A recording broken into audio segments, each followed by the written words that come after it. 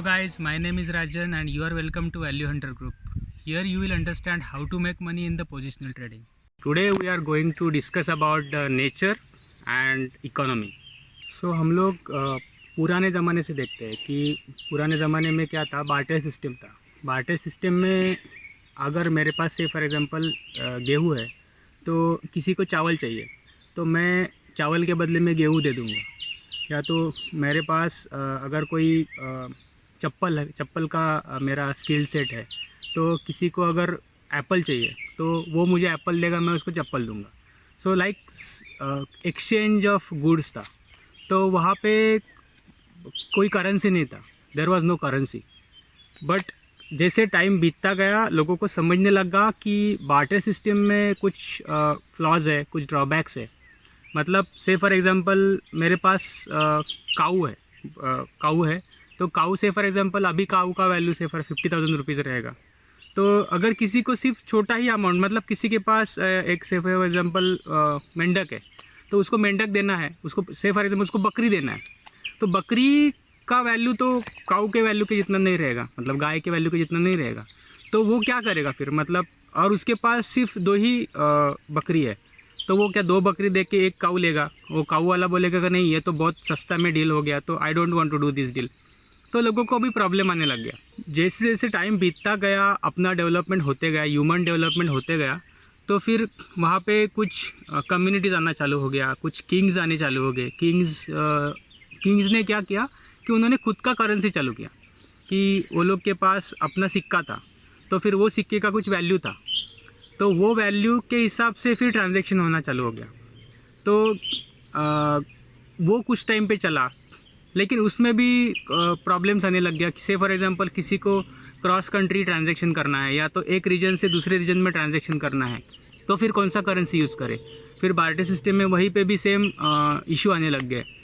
फिर ऐसे करते करते करते एक जैसे ह्यूमन डेवलपमेंट भी होते गया एंड हमको एक अच्छे करेंसी के तरफ मतलब प्रॉपर जो सबको एग्रीड है उस करेंसी की तरफ हम लोग जाना चालू हो गए।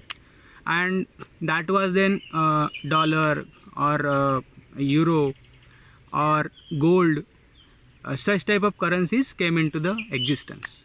ये करेंसी आपने सुना रहेगा पहले अपने मॉम डैड से कि उनका सैलरी था 5,000 रुपीज़ एंड देन वो बोलते थे कि अरे तभी भी मेरा पूरा जो खर्चा था वो खर्चा होता था, मतलब आपका एजुकेशन होता था, आपका खाना होता था, आपके कपड़े होते थे। लेकिन आज आपको सैलरी 50,000 रुपीज़ है, फिर भी आपका कुछ नहीं हो रहा है, मतलब आपको लोन लेना पड़ता है या तो आपको बहुत दिक्कत होती है मैनेज करने में। तो ऐसे क्या हुआ इतने 20-25 साल में कि ताकि आपका जो खर्चा था वो पहले 5,000 में होता था, अभी 50,000 में नहीं हो रहा है। तो इसका बेसिक रीज़न है इन्फ्लेशन। अभी इन्फ्लेशन, महंगाई क्या है, इसके फ़ायदे क्या है, नुकसान क्या है, हम लोग वो सब देखेंगे आगे वाले वीडियो में। फर्स्ट ऑफ ऑल, महंगाई क्यों बढ़ती है? महंगाई बढ़ती है क्योंकि सिंपल अपना डिमांड सप्लाई रेशो, कि अगर आपका डिमांड ज़्यादा बढ़ गया, सप्लाई कम हो गया तो महंगाई बढ़ती है। मतलब अगर मुझे लास्ट ईयर में मैंने 1 kg चावल ख़रीदे थे एक फार्मर से एंड उसका प्राइस था 100 रुपीज़ kg। लेकिन इस साल में हुआ क्या कि उस चावल का प्रोडक्शन कम हो गया बिकॉज ऑफ सम मतलब हेवी रेनफॉल्स, या तो सूखा आ गया तो प्रॉब्लम हुआ, तो चावल का प्रोडक्शन कम हो गया। तो उसने मुझे क्या बोला कि सर इस साल पे 1 kg का जो चावल का भाव है वो आपको 200 रुपये लगेगा। तो डबल हो गया ऑलमोस्ट फटाक से। तो मेरा तो सैलरी डबल बढ़ा नहीं है, लेकिन जो चावल का रेट है वो ज़्यादा हो गया क्योंकि उसका सप्लाई कम हो गया और मेरा डिमांड उतना ही है आज भी शायद से। तो डिमांड सप्लाई रेशो में प्रॉब्लम हुआ, मैंने ज़्यादा उसको पैसे पे किए, तो मेरे लिए महंगाई बढ़ गया। तो आप जाओगे मार्केट में तो आपको दिखता रहेगा कि लास्ट ईयर टोमेटोज़ थे, वो टोमेटोज़ का रेट से फॉर एग्जांपल 50 था तो इस टाइम पे 70 हुआ है। ये ऐसे मतलब there are n number of examples what you can take about the inflation. अभी हम लोग ने देखा कि जो नेचर था, नेचर की वजह से इन्फ्लेशन बढ़ गया हमारा, कैसे बढ़ गया। लेकिन अभी there are ways when people increase the inflation with the human interaction. तो ह्यूमन कैसे बढ़ाते हैं इन्फ्लेशन? से फॉर एग्जांपल मेरा सैलरी है, सपोज़ मेरा सैलरी 50,000 रुपीज़ है, 50K है, एंड वो सैलरी बढ़ गया 70K हो गया। जो गेहूँ चावल है उसका तो प्रोडक्शन उतना ही हो रहा है, लेकिन जो कि मेरा सैलरी बढ़ गया, मेरे पास ज़्यादा पैसे आ गए, तो मैं 100 रुपीज़ के जी था जो चावल था, उसको मैं 120 देने के लिए रेडी हूँ। लेकिन मुझे तुम घर पे सप्लाई करो, मैं कुछ भी बोलूँगा, मुझे घर पे सप्लाई करो, मुझे टाइम नहीं है, या तो तुम अच्छा पॉलिश करके लेके आओ, तो 120 रुपीज़ चावल का भाव बढ़ गया। बिकॉज मेरा सैलरी बढ़ गया तो मेरे पास पैसे आ गए, सप्लाई ज़्यादा हो गया पैसे का, एंड डिमांड मेरा उतना ही है। सो यहाँ पे भी आपका जब भी दुनिया में पैसा बढ़ता है तभी भी इन्फ्लेशन बढ़ता है। यहाँ पे और एक एस्पेक्ट है कि जब भी मेरा सैलरी बढ़ गया है तभी मेरे बाकी फ्रेंड्स का सैलरी हो सकता है कि बढ़ा नहीं है, तभी उनके लिए परचेसिंग पावर उतना ही है उनका, लेकिन मेरा परचेसिंग पावर बढ़ गया है। सो मेरा परचेसिंग पावर बढ़ गया है तो मैंने ज़्यादा रेट में ख़रीद लिया है। तो ज़्यादा रेट में अगर फार्मर को ज़्यादा रेट मिल रहा है तो भी वो ज़्यादा रेट में बेचेगा। तो मैंने बोला कि नहीं यार, मैं 120 देने के लिए रेडी हूँ, तो तुम मुझे ही देना। इस तरीके से इन्फ्लेशन बढ़ रहा है। अभी हम लोग एक ये बात समझेंगे कि ये सब वर्ल्ड की जो इकोनॉमीज़ है, लाइक यूएस है, या तो चाइना है, या तो यूरोप है। तो पहले क्या था कि आई थिंक अराउंड 1975-76 तक कि आपको जितना भी आप करेंसी प्रिंट करते हो उसके उतना आपको गोल्ड रखना पड़ता था बैंक में, जो कि वर्ल्ड बैंक से। लेकिन आई थिंक उसके 1976 के बाद वो रूल निकल गया। Now you don't need to keep equal amount of gold to print a currency ऐसा हो गया कि कुछ लोगों ने अनलिमिटेड करेंसी प्रिंट करना चालू हो किया, उनका कोई रिस्ट्रिक्शन नहीं बचा। ताकि अभी भी कुछ रिस्ट्रिक्शन है, मतलब आपका जीडीपी कितना है, आपका ग्रोथ कितना है, तो आपका जो रिजर्व बैंक ऑफ इंडिया है, अमेरिका का जो फेड है, या बाकी के जो वर्ल्ड बैंक्स है, वो कंट्रोल करते हैं वो कंट्री का प्रिंटिंग का ये। लेकिन कुछ कंट्रीज़ था, लाइक जिम्बाब्वे था, वेनेजुएला था, तो उनका इन्फ्लेशन एकदम स्पाइक में बढ़ गया। मतलब like the country like Zimbabwe, inflation एक ज़माने में ऐसा था उनका कि 5000 टाइम्स बढ़ गया। And then the notes which they were carrying, उन जब भी वो नोट्स कैरी करते थे तब ऐसा हो गया कि जिम्बाब्वे का करेंसी उनको तो पहले 1000 में करना चालू किया कि उन्होंने प्रिंट 1000 उसका वैल्यू, बाद में लैक्स में करना चालू किया, बाद में मिलियन बिलियन तक गए, तो वो लोग बिलियन का नोट लिटरली प्रिंट किया, और उसका वैल्यू कितना था, मतलब 1 बिलियन का जिम्बाब्वे का नोट का $1। तो इतना तक करेंसी डीवैल्यूड हो गया वो कंट्री का, क्योंकि उन्होंने अनलिमिटेड नोट्स प्रिंट किया। तो जैसे मैं अब ये आपको मैं एक थोड़ा सा सीरियसनेस बता रहा हूँ, इशू का सीरियसनेस क्या हो सकता है कि जो हम लोग बोलते हैं ना फ्री मनी, फ्री आपको मिल रहा है ना, वो बहुत डेंजरस चीज़ है लाइफ में। मतलब कुछ भी नौकरी फ्री में मिल रहा है, या तो आपको फ्री में पैसा दे रहा है, कोई गवर्नमेंट आपको फ्री में पैसा दे रहा है। And there are instances in the recent past after the corona virus has hit कि यूएस ने बेल आउट पैकेज डिक्लेयर किया, उन्होंने कुछ 1000 करोड़ का किया, इंडिया ने किया, चाइना ने किया, यूरोप ने किया, हर कंट्री ने किया। तो अभी पैसा भर के आया मार्केट में, ठीक है, पैसा आया भर के, तो अभी इसका इम्पैक्ट क्या आएगा? Next impact is inflation on the stock market. अभी ये करेंसीज तो प्रिंट हो गया और पैसा भी मार्केट में आया, तभी हमें एक चीज़ पता चला कि inflation is very dangerous for us. अगर ज़्यादा इन्फ्लेशन बढ़ता है तो आपने एक चीज़ देखा रहेगा कि जब भी मार्केट में ऐसा कोई भी न्यूज़ आता है कि यूएस का इन्फ्लेशन बढ़ गया, यूएस का महंगाई बढ़ गया, तो मार्केट गिर जाता है। या तो इंडिया का इन्फ्लेशन बढ़ गया तो मार्केट गिर जाता है। तो ये ऐसे क्यों गिरता है? मतलब I just want to explain you कि इसका सारे का रिलेशन स्टॉक मार्केट से कैसे है। हमको पैसा कौन देता है? हमको देता है बैंक। लेकिन बैंक को कौन देता है? बैंक को देता है रिज़र्व बैंक ऑफ इंडिया। आपने एक चीज़ सुना रहेगा कि जब भी आरबीआई का पॉलिसी आता है तभी ऐसा लिखा रहता है कि रेपो रेट, तो रेपो रेट आरबीआई ने रेपो रेट बढ़ा दिया, ठीक है। तो रेपो रेट बढ़ाना मतलब क्या कि से फॉर एग्जांपल बैंक को जो लोन मिलता है पहले अगर 5% से मिलता था तो अभी 5.50 से मिलेगा। तो रेपो रेट 0.50 बेसिस पॉइंट से आरबीआई ने बढ़ाया। तो ये एकदम क्लियर हो गया कि जिसको लोन ज़्यादा पैसे से मिलेगा वो तो हमको ज़्यादा पैसे से देगा, तो वो भी लोन क्या करेगा 0.50 से वो भी हमारा इंटरेस्ट रेट बढ़ा देगा, या तो वो 0.75 से बढ़ा देगा, डिपेंड्स ऑन द बैंक कि बैंक का वो फाइनेंशियल कंडीशन कैसे है। इसका मतलब क्या हुआ कि मुझे पैसा ज़्यादा इंटरेस्ट से मिला, इसका मतलब मेरा ईएमआई बढ़ गया, राइट। अगर मेरा ईएमआई बढ़ता है तो मेरे स्पेंडिंग पे प्रॉब्लम आएगा, मतलब I will not be spending that much in the market, मैं थोड़ा कम स्पेंडिंग करूँगा, और अगर कम स्पेंडिंग करूँगा तो पैसा कम जाएगा मार्केट में, तो मार्केट का ग्रोथ नहीं होगा। तो कंपनी का जो प्रोडक्ट्स है, अगर पहले मैं से फॉर एग्जांपल साल में 2 बार घूमने जाता था, तो अभी एक ही बार घूमने जाऊंगा क्योंकि मेरे पास पैसा कम बच रहा है। इसको दूसरी तरीके से देखते हैं कि ये अभी मेरे लाइफ पे क्या इम्पैक्ट हुआ वो मैंने देखा, लेकिन अभी एक दूसरा इम्पैक्ट देखो कि एक कंपनी है, तो से फॉर एग्जांपल रिलायंस है, तो रिलायंस को पहले लोन मिलता था एक पर्टिकुलर बैंक से for example at the interest rate of 8%, लेकिन आरबीआई ने रेपो रेट बढ़ा दिया, तो बैंक को जो मिलने वाला था इंटरेस्ट, वो इंटरेस्ट रेट बढ़ गया। तो अभी वो बैंक ने क्या बोला रिलायंस को, अभी आपको 10% से मिलेगा लोन, हम लोग 8% से नहीं दे सकते, क्योंकि जो बैंक का जो आरबीआई का रेपो रेट है वही बढ़ गया। तो अभी होगा क्या कि रिलायंस जो प्रोडक्ट निकालेगी, पहला चीज़ तो रिलायंस के बैलेंस शीट पे इफेक्ट आएगा। और पहले तो उसको 8% से अगर वो 1000 करोड़ उठाता है, तो 1000 करोड़ में उसको जो इंटरेस्ट देना पड़ता था बैंक को, वो 8% से था, लेकिन अभी जैसे अब उसका 10% हो गया, तो उसको ज़्यादा इंटरेस्ट देना पड़ेगा, तो उसका जो प्रॉफिट था वो कम हो गया, राइट। उसका प्रॉफिट कम हो गया, तो इसका इम्पैक्ट कहाँ पे आएगा, बैलेंस शीट पे आएगा। बैलेंस शीट पे आएगा, जब भी बैलेंस शीट मार्केट में आएगी, क्वार्टरली आएगी, ईयरली आएगी, तभी हम लोग क्या देखेंगे, अरे नहीं यार प्रॉफिट कम हो गया, तो शेयर प्राइस घटा दो, तो शेयर प्राइस घट गया ना। तो 2 इम्पैक्ट हो गए। पहले तो मेरा जो स्पेंडिंग था एज ए ह्यूमन बीइंग, मेरा स्पेंडिंग कम हो गया, और दूसरा था जो कंपनी के जो प्रॉफिट्स थे वो कम हो गए। क्यों?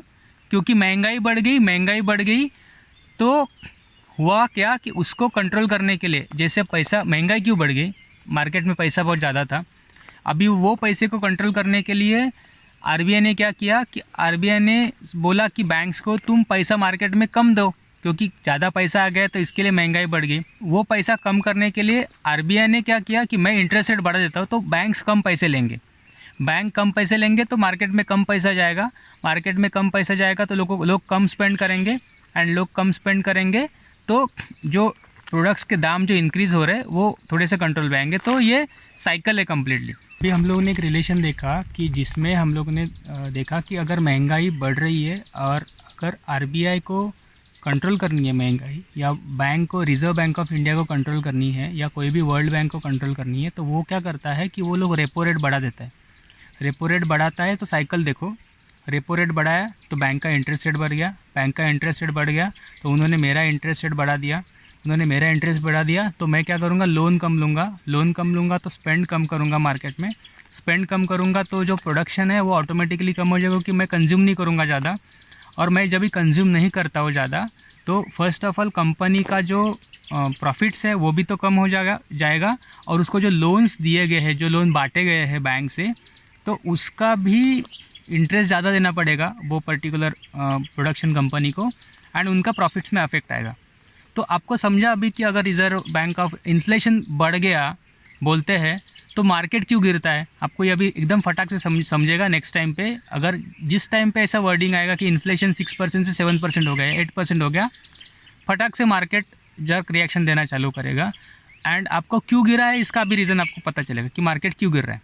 हम लोग एक उसको दूसरे एंगल से देखते हैं कि वेदर कि इन्फ्लेशन ज़रूरी है, ये नोट्स क्यों, करेंसी क्यों प्रिंट किया। अभी लोग करेंसी प्रिंट कर रही है तो पागल तो नहीं है कि, या उनको डेफिनेटली हमसे ज़्यादा पता है इकोनॉमी के बारे में, इसके लिए उन्होंने प्रिंट किया रहेगा। प्रॉब्लम कभी होता है कि जब भी एक्सेसिव में प्रिंट होता है ना, अभी उनको जस्ट कोई बलून है और बलून को आप फुगा रहे हो, तो एक लिमिट तक वो हवा ले लेगा, उसके बाद वो फूट जाएगा। इकोनॉमी का भी ऐसे ही है कि आप उतना ही आप इसको ना आप वो क्या बोलते हैं, स्टीरॉइड्स, तो स्टीरॉइड्स आप मार रहे हो, इसको आप इंजेक्शन दे रहे हो, तो एक पर्टिकुलर लेवल तक आपका बॉडी सस्टेन करेगा वो स्टीरॉइड को, लेकिन ज़्यादा जिस टाइम पे हो जाएगा ना, आपका बॉडी का पार्ट्स फेल होना चालू हो जाएगा। इकोनॉमी का भी ऐसे ही है, एक पर्टिकुलर लेवल। और ये जो आपने जो बेल आउट पैकेजेस डिक्लेयर किए, तो bail out packages like steroids, तो एक पर्टिकुलर लेवल तक काम करेगा सिस्टम में। जिस टाइम पे उसको ज़्यादा उसका कंटेंट हो जाएगा ना, तो वो पूरा जिम्बाब्वे हो जाएगा या वेनेजुएला हो जाएगा। और आप यूट्यूब में जाके वीडियो देखना, जिम्बाब्वे का हालत क्या हुआ था, वेनेजुएला का हालत क्या हुआ था। इसके लिए मैं हमेशा मतलब रहता हूँ कि थोड़ा अपोज में ही रहता हूँ कि आपको फ्री मनी मिल रहा है ना, this is very dangerous for us actually, क्योंकि हमारा पैसा कम हो रहा है, हमारे पैसे जा रहे हैं। जब भी इन्फ्लेशन बढ़ रहा है ना, मेरा अगर सैलरी 50,000 रुपीज़ है तो मेरा सैलरी 45 हो रहा है, 40 हो रहा है अगले साल में। मतलब इतना महंगाई बढ़ रहा है क्योंकि मुझे ज़्यादा पैसा देना पड़ रहा है मार्केट में, और वो पैसा देना और वो मेरे जेब से जा रहा है, मुझे पता भी नहीं चल रहा है कि मेरी जेब से पैसे चल रहा है। मुझे क्या लग रहा है, नहीं मेरा सैलरी तो 50,000 रुपये है। फिर आपका फैमिली में इम्पैक्ट होता है, उसका बहुत जगह पे इम्पैक्ट होता है। अभी हम लोग ये समझने का कोशिश करेंगे कि क्या ये महंगाई बढ़ना ज़रूरी है। हाँ, कुछ लेवल तक थोड़ा सा महंगाई बढ़ना चाहिए। क्यों बढ़ना चाहिए? से फॉर एग्जांपल अभी गवर्नमेंट ने पैसे क्यों दिए? क्योंकि मैन्युफैक्चरिंग ग्रोथ पूरा ऑलमोस्ट निगेटिव में गया था। आपको याद है कोरोना टाइम पे कुछ मैन्युफैक्चर नहीं हो रहा था, मैन्युफैक्चरिंग ग्रोथ निगेटिव जा रहा था, लोग पैसे स्पेंड नहीं कर रहे थे। तो अगर लोग पैसे स्पेंड नहीं करेंगे तो कंपनी नहीं चलेगी, कंपनी नहीं चलेगी तो वहाँ पे वर्कर काम कर रहे हैं, अपने मॉम डैडी है ना जो काम कर रहे हैं, हम लोग ही है ना सब जो कंपनी में जाके काम करते हैं, तो उनको पगार नहीं मिलेगी। पगार नहीं मिलेगी तो हमारे घर में पैसा कैसे आएगा? तो पूरा सर्कल चालू हो गया। तो गवर्नमेंट ने क्या किया कि कुछ गवर्नमेंट ने तो बोला कि ये आपको $5,000 लो और आपको फ्री में आपके अकाउंट में डाल दिए गए, आप उसको स्पेंड करो। कुछ गवर्नमेंट ने बोला कि नहीं, लोन का जो है मतलब लोन का जो रिस्ट्रिक्शंस है वो ज़्यादा मत डालो, लोन दे दो, लोगों को लोन दे दो तो लोग स्पेंड करेंगे। लेकिन दे दो मतलब क्या कि उसका इनकम देख के दो। ऑफ कोर्स बैंक को देगा, बैंक आपको लोन देगी तो आपका इनकम देख के लोन देगी। हुआ क्या, गवर्नमेंट ने स्पेंडिंग इंक्रीज करने का कोशिश किया। और दूसरा चीज़ क्या हुआ, आप देखना रेपो रेट कम हो गया। मतलब पहले से फॉर एग्जांपल 6% था तो अभी 5% हो गया, तो 1% कम हो गया, तो बैंक्स ने भी 1% कम कर दिया। अगर आपको इंटरेस्ट रेट से फॉर एग्जांपल दो, आप देखना आपका हाउसिंग लोन का रेट, आपका हाउसिंग लोन का इंटरेस्ट रेट कम हो गया ना। पहले आपका से फॉर एग्जांपल 8% था या 9% था, तो अभी आपका 7% हो गया, तो 2% कम हो गया। तो आपका देखो ईएमआई में फ़र्क पड़ गया, तो ईएमआई का पैसा बचा आपका, तो आपने वो स्पेंड करना चालू कर दिया। आपने मार्केट में से फॉर एग्जांपल कुछ नए कपड़े खरीदे रहेंगे या चप्पल खरीदेंगे, जो भी है आपको जो रिक्वायरमेंट है वो आपने स्पेंड करना चालू किया क्योंकि आपका पैसा बचा है ना। तो गवर्नमेंट ने इनडायरेक्टली क्या किया कि रेपो रेट कम कर दिया, आरबीआई ने रेपो रेट कम कर दिया, तो आपका इंटरेस्ट रेट कम हो गया। इंटरेस्ट रेट कम हो गया तो आपने स्पेंडिंग बढ़ा दिया अपनी।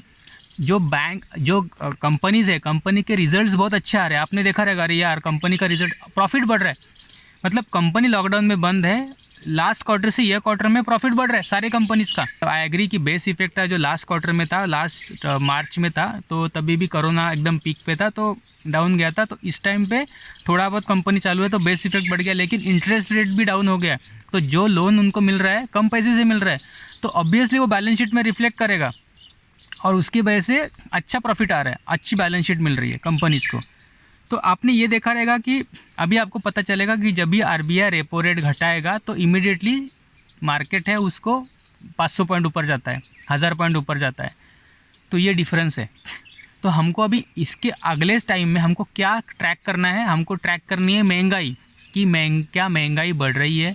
अगर महंगाई बढ़ रही है तो हमारे लिए अलार्मिंग सिचुएशन है, इसका मतलब है मार्केट गिरेगा।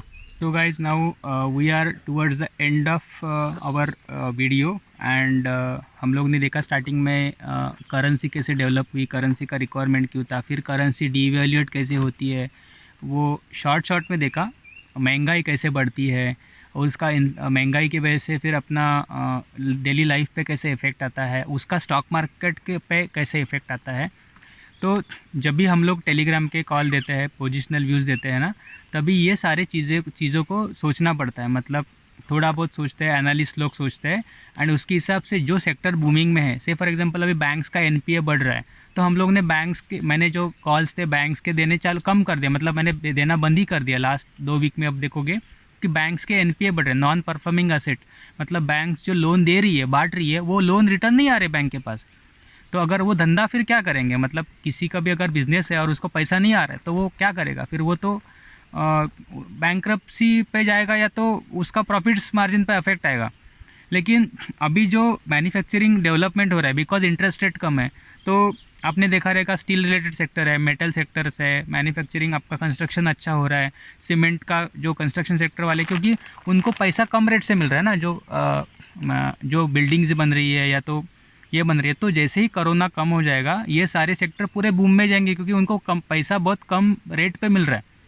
तो हम लोग ने जो आपने देखा रहेगा, मैंने जो कुछ आपको कॉल्स दिए कुछ एक लास्ट महीनों में, तो वो सेक्टर बेस्ड थे, और ऐसे ही सेक्टर रोटेशन होगा अगले 1 साल तक या 1.5 साल तक। ये इकोनॉमी ऐसे ही चलेगी। You have to be very careful while selecting your stocks.